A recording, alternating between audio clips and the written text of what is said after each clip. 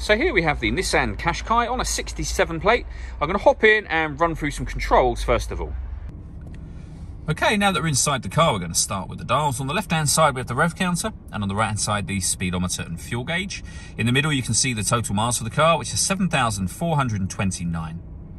Above that, we have a digital readout for the speedometer. You can change the information displayed there using buttons on the steering wheel for various different bits of car, trip computer information, your stereo, for example. And those buttons I was using are just here.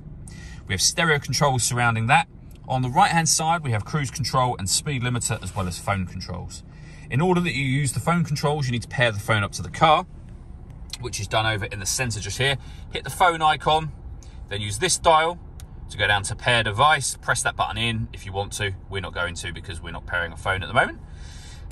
Music-wise, we have the radio, of course. You can see there, we have FM, DAB, and AM as well. Every push of that button will take you to a different frequency around in a circle. If you want to listen to your own music, you can do that via the CD player just there. This car also has auxiliary and USB inputs as well. Working our way down, we have dual zone climate control. So you can adjust the passenger and driver temperature. You can increase and decrease the fan speed from here. You can determine what direction you'd like the air to be distributed in.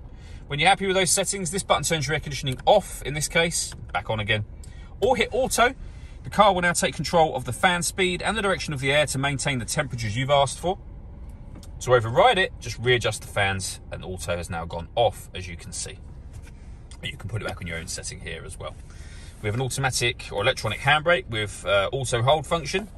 We have a 12-volt charging socket underneath that, and then a 6-speed manual gearbox, and inside the central armrest, a second 12-volt charging socket, and the USB and auxiliary inputs. All that leaves me to say is thank you for taking the time to watch this video. If you'd like to come see the car in person and have a test drive, please feel free to call any of our MJA sites. We'd love to hear from you soon.